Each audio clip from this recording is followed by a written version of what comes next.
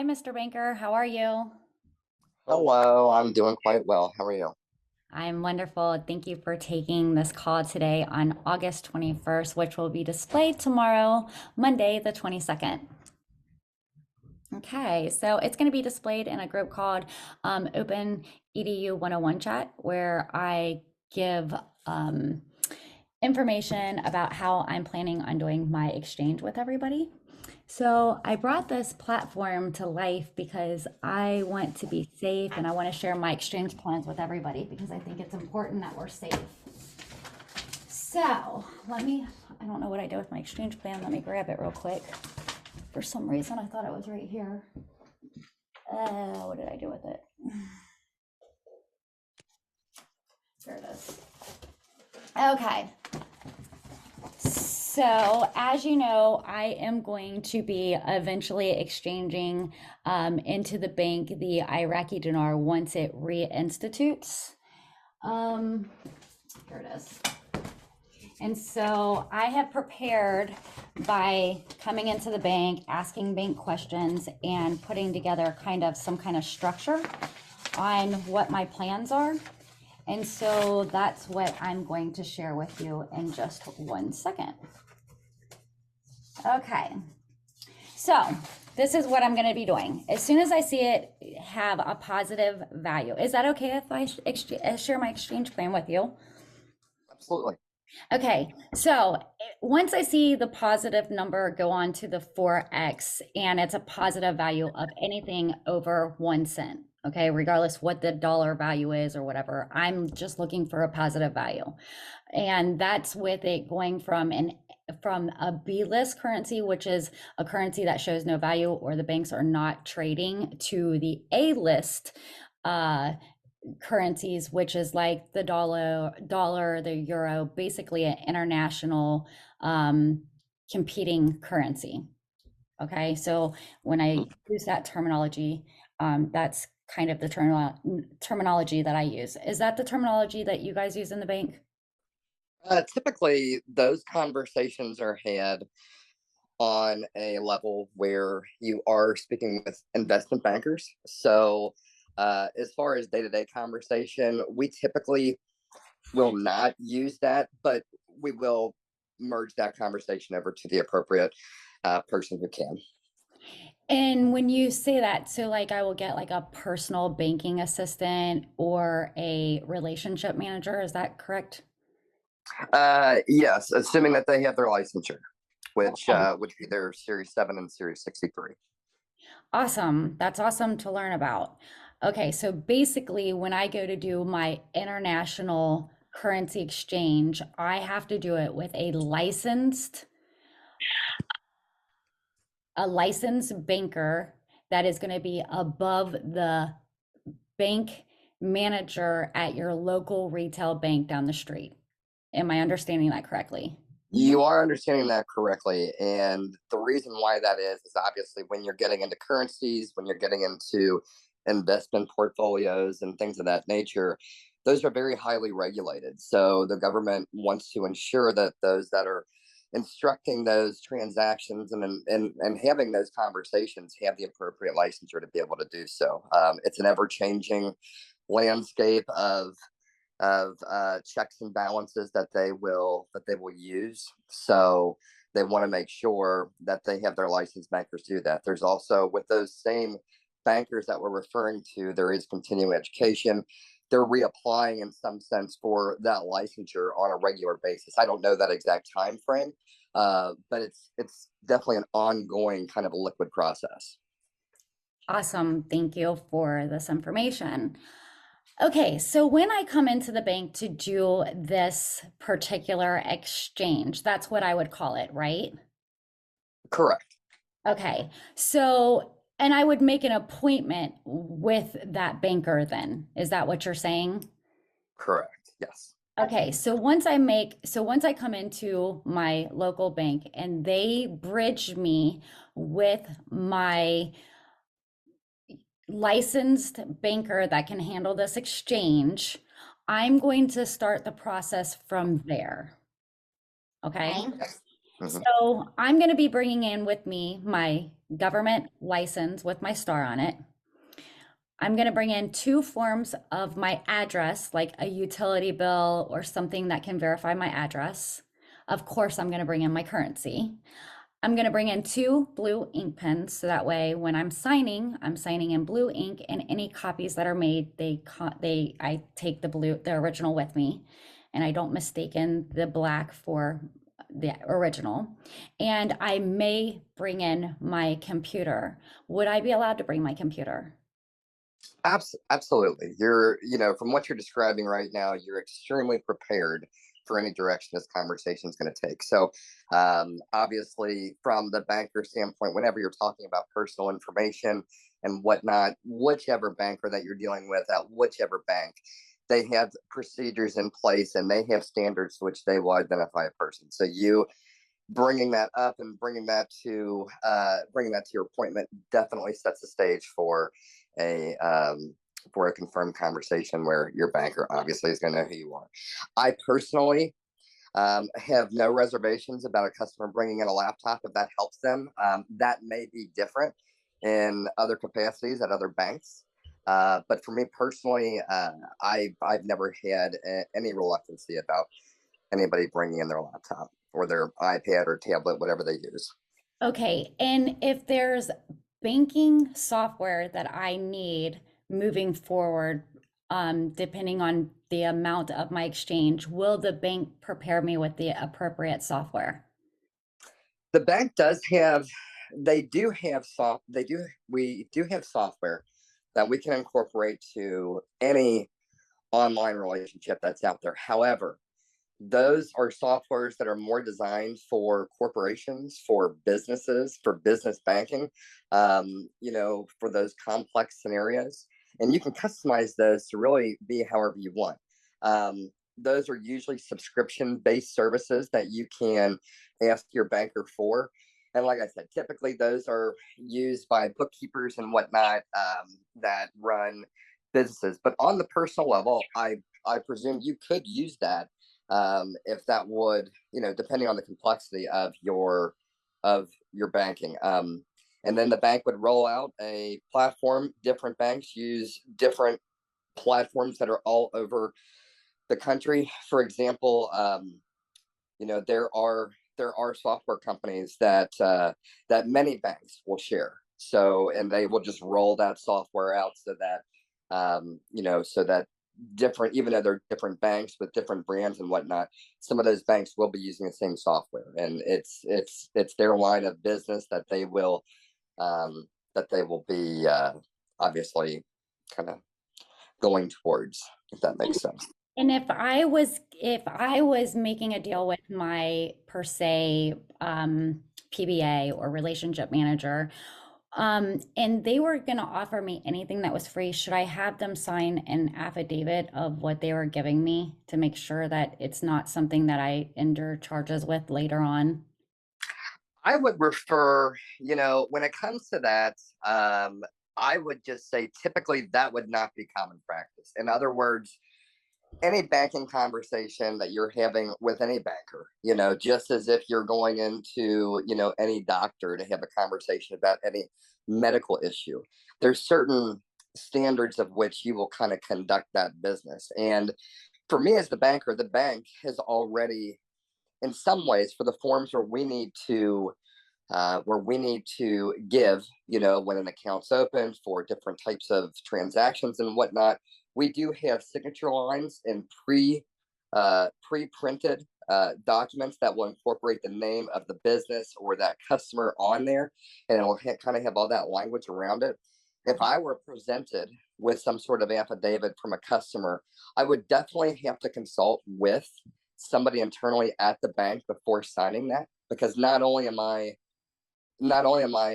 signing that away as me as an individual, but I'm also representing the bank in that capacity as well. And that could be, depending on how we have things set up, that could create a conflict. So I would say you probably wouldn't get a signature at that time.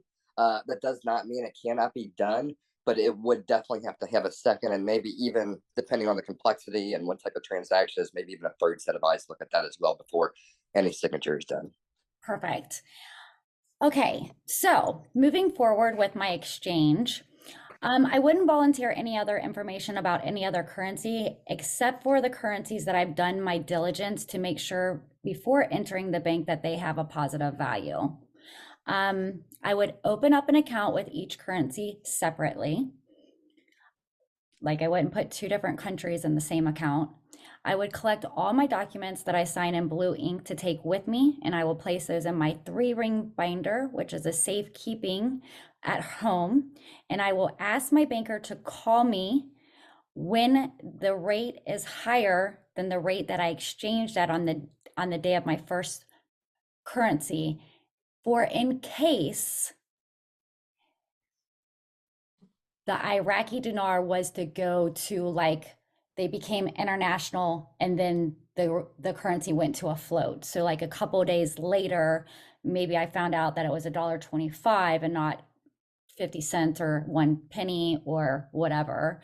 And what my plan is to offer my banker a blessing, which is just a friendly gesture and way to making a close relationship with my banker, that my banker will call me with an appointment to come back with the higher rate, whether it was $1.25, whether it was 75 cents, whatever it is, right? And I will exchange my contact information. I will know my banker's name and I will memorize my banker's face. When I return with the remaining of my currency, I will bring my personal banking assistant folder, which is my first 10 days of what I would like to do with my money after depositing it, with all my documents that I have prepared for an easy access to all my important informations of delegations. What do you think about my exchange plan? I think that's fantastic, Shaw. I was going to hit on something, but you did it for me there. And one of the most important things when you're talking about these relationships, not only are you talking about dollars and cents and values of, what could be retirement, what could be, the money you're living on right now, whatever the capacity is, having that relationship with your banker is extremely important because you want to have somebody that you trust and vice versa, somebody that trusts you. As any banker does that works at any bank, anywhere that you go, they have a fiduciary responsibility to do what is in your best interest. That's why when you see things on the news about malpractice in banking and whatnot, things that happen, they get escalated and they get a lot of coverage. So, knowing that you have a good relationship and a good rapport with whoever it is that you're dealing with is extremely important because you want to be able to tell your story to one person and have them understand that so they can look out for your best interest. As you can imagine, having that conversation with a new person every time that you're walking in definitely is going to exhaust you. It's probably going to be a challenge for whatever banker that you're sitting in front of. So that is definitely something that is extremely important. If you can develop that relationship and build that rapport, especially when you're talking about complex conversations, that's only going to help your cause. Perfect. So I would like to move forward with, if my banker doesn't call me and I have to do all the work on my own after the first day of my exchange, and say he's just too busy and I have to do all the work myself and come back in, and maybe we didn't gain such a great relationship, then I will opt out of giving my blessing, because I had to do all the work myself. And then next would be, my plan is subject to change at any time. For an example, we are still waiting on the protocols implemented from the bankers, like how I will get paid, what kind of funds I can take with me on the first day, um, and how much cash they will allow us to take during the day of the first exchange, because some banks only allow, maybe $5,000. Um, if you're depositing $25,000 into the bank, maybe the bank only has $5,000 on hand, or so forth. Do you think that I have the right plan there? Absolutely. And that goes back to the communication. You always want to, if you can, give whatever banker that you're dealing with as much time as they can to prepare a incoming or outgoing transaction or a change that you're going to have. Setting an appointment, that is always going to be the best plan of attack when dealing with that. And I think what you laid out right there is would be perfect on both ends of it, from the banker and from the consumer standpoint. And did you think that I needed to bring anything else with me that I may have missed, being that I brought my driver's license, my two forms of address, my currency, a couple of blue ink pens just for in case one runs out, I have a second one, and maybe my computer for if I thought I was going to need it? You would definitely be very prepared for any conversation you would have with what you laid out. So I think you hit it right on the ball with that. Okay. Okay, so now I have prepared three questions from questions that I keep seeing being brought up into my EDU 101 group, where I try to bring very, very, very reasonable information into a group. I am not a professional. That's why I seeked out to you today. I'm not an advisor. I'm not a wealth manager. I'm not a CPA. I'm not any of those things. I'm just one patriot sharing information with another patriot, right? And so I keep seeing three questions that are kind of concerning to me because they kind of red flag me. Okay. Mhm. Here's one of the questions that I see.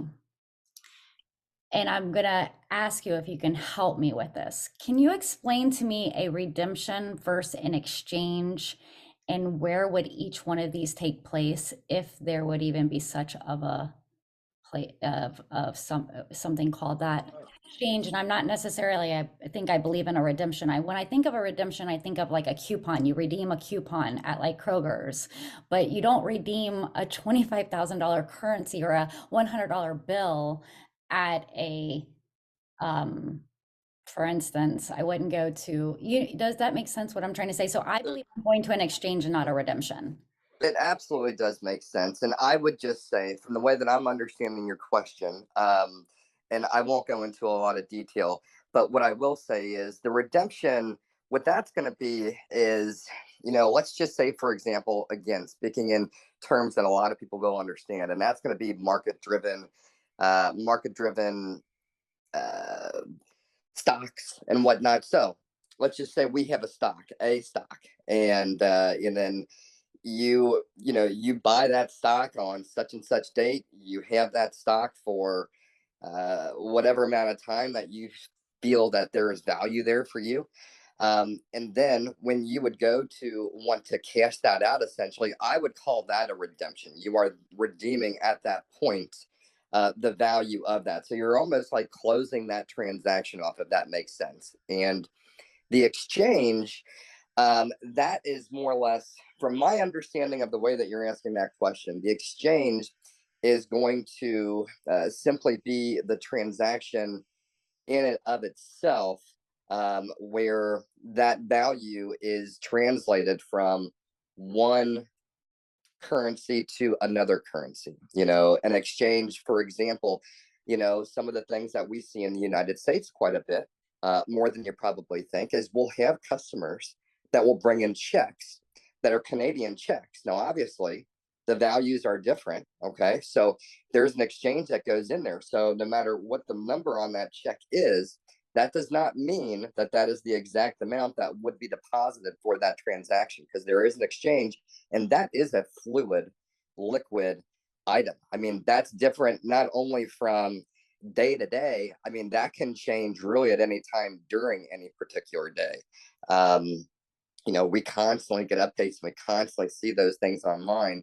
Some people pay more attention to it than others, depending on it. That's going to be a high transaction product for you. But that would be the way that I would answer that. And I hope that helps you and kind of helps anybody that might be listening to this without confusing them. That was great, actually, because it kind of separates where I'm going with this. Okay. Can you explain to me an international rate versus a programmed rate? That I cannot answer. Okay. And have you ever heard of something called a back screen rate? I have not heard of that. No. Okay. My next but that would be a question for the next step up banker, right? Exactly. Okay, so when I make my appointment with the next set of bankers, they would be the ones to be able to answer that question. And okay, Yeah, okay, so when I make my appointment with the next set of bankers, they would be the ones to be able to answer that question and licensed to answer that question, correct? exactly. Okay, my next question would be, how long have you been a banker? I've been in the industry for wow, for about 15 years now. So it's we've gone through quite a bit of change over that time, and we continue to evolve as far as change goes. So, yeah, it's been about 15 years, and things are faster than they've ever been, and they will never ever be this slow again. I can promise you that. Right. And I have one other question. Well, I got two from my audience, and then I got one other question outside the three that I actually hadn't intended. So, if when you were talking about a redemption, so would a land bond be considered like a stock or a redeeming item, or would that be also considered an exchange? My understanding, while I'm not particularly versed in the land bonds, because there's a ton of different bonds that are out there in general, when you have these bonds, those when you would go into cash those out, for lack of a better term, that would be considered the redemption. People hold on to those bonds while they accumulate value over a predetermined time. They then also have a maturity date in most cases. Um, but yeah, when you were to go in and you would cash in that bond, that would be what would be considered the redemption. There would also generate, when you do that, again, in most cases, there would be some sort of federal tax form involved in as well, as far as part of that transaction that you would go to input with your taxes that you would do around that next year's tax time. Perfect. That's awesome information to have. My question from my audience. We're down to two more, just two more questions, and that's it. And then you're off the hook. I'm very much enjoying this. So you go on as long as you want. Okay. To receive a higher rate, do you have to have a humanitarian project, or do you have to create some type of project, or is this kind of just some type of hype? That I really honestly don't know a lot about. From what you're describing, there probably would be certain capacities of which you could purchase or engage into a particular bond that would be, kind of navigated just for certain industries or certain projects or certain types of transactions. But to answer that specifically, unfortunately, I could not. Okay.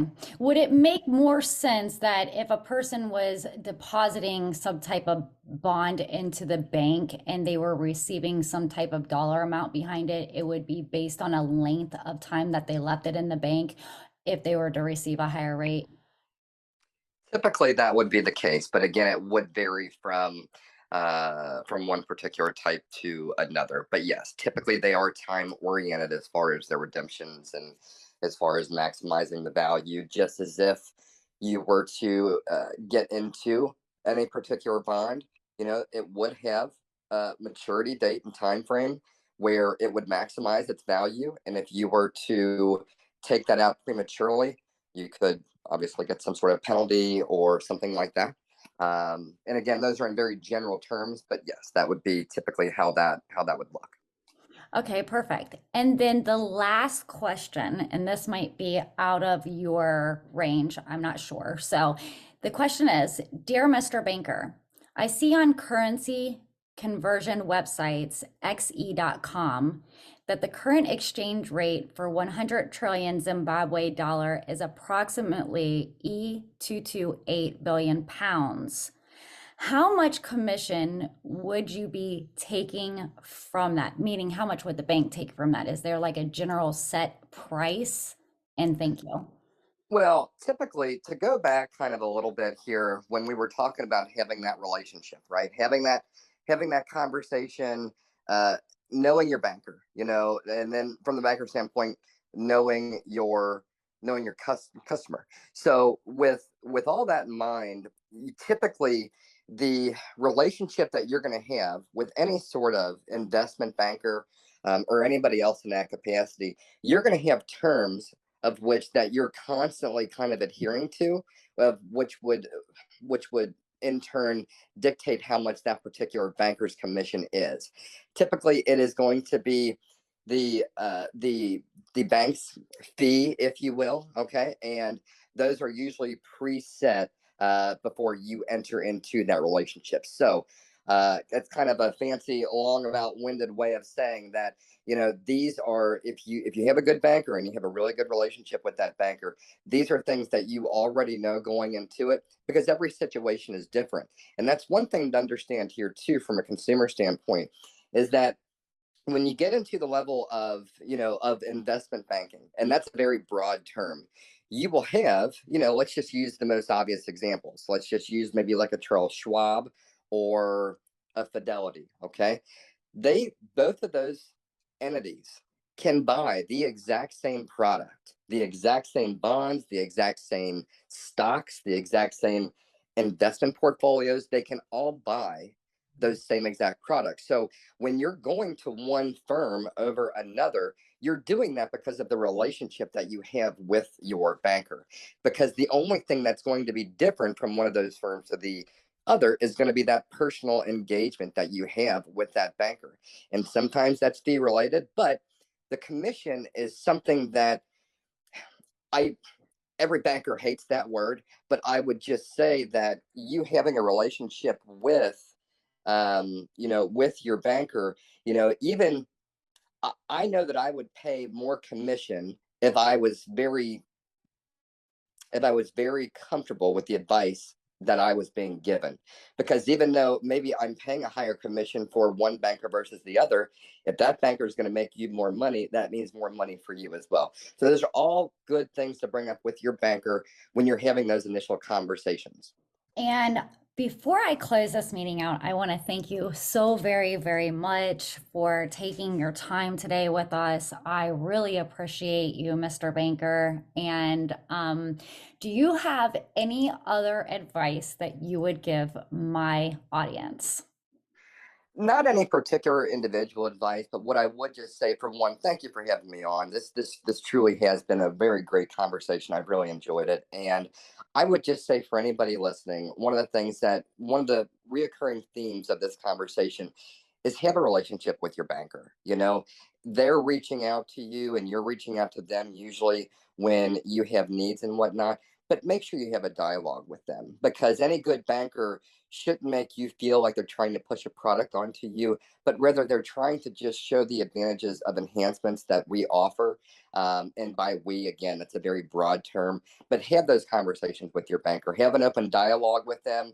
Don't wait for them to reach out to you, because if you think from their perspective, and if they're good bankers, they're going to have a lot of customers. So they're going to have a lot of stuff going on their plate. So make sure that conversation is a two-way street, and that way you're prepared for anything that might happen, instead of being like a deer caught in the headlights when something in life does happen.